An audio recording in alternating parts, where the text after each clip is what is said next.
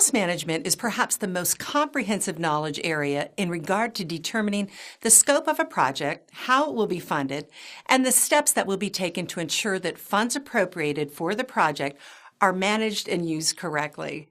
Essential to every good plan are the thoughts and processes that will enable the plan to proceed. Let's think about everyday activities and how cost factors into those activities play out. Oftentimes, especially around holiday periods, travel and entertainment expenses tend to increase. If not planned properly, you could end up spending more than you anticipate. A more practical approach is to plan a vacation at least a year ahead of schedule. The amount of lead time can be an influential factor. Not only does it give you better chances to reserve your preferred travel dates, but also the cost may be lower. These types of decisions can influence the type of vacation you intend, if any vacation at all. Vacations are just one example where cost factors into planning process and impact deliverables. Cost management drives project deliverables in line with project constraints. For example, if project costs are limited, a project manager may have to scale back on subject matter experts. If the cost of quality is higher than expected, the project manager needs to realign project deliverables to ensure the level of quality delivers against requirements.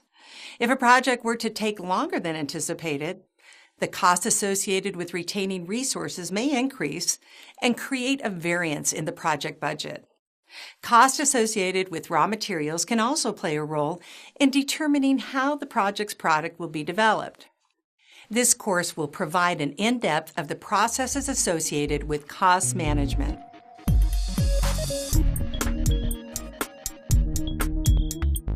One example can be corrective actions identified within the activities of the project's work package.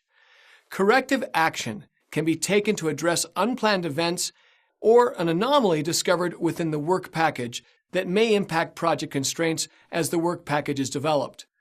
Corrective action may incorporate steps to adjust or remediate activities to bring the work package back on track with project deliverables.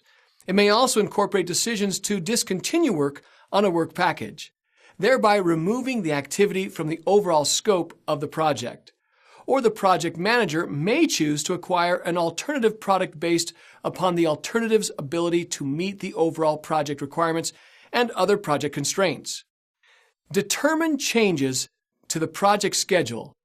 Based upon corrective actions or changes in scope, the control schedule process will be applied to ensure that changes to the project schedule are fully vetted to the Integrate Change Control process with appropriate approvals and updates to project documentation, so that a comprehensive update incorporates change across the project management plan and all respective subsidiary plans.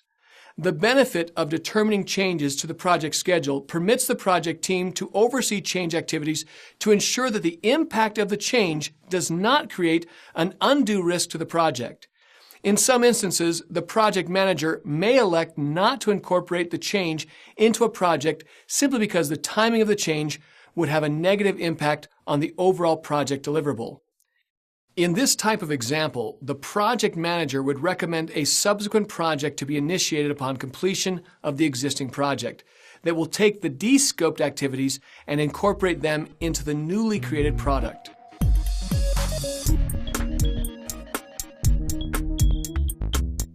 Functional requirements for the product, non-functional requirements such as level of service, security standards, etc., business rules, acceptance criteria for the delivered requirement. The notion of traceability is a key concept to remember. Ultimately, requirements will need to be traced back to the original stated business needs for the project and forward to the successful testing and demonstration of their delivery.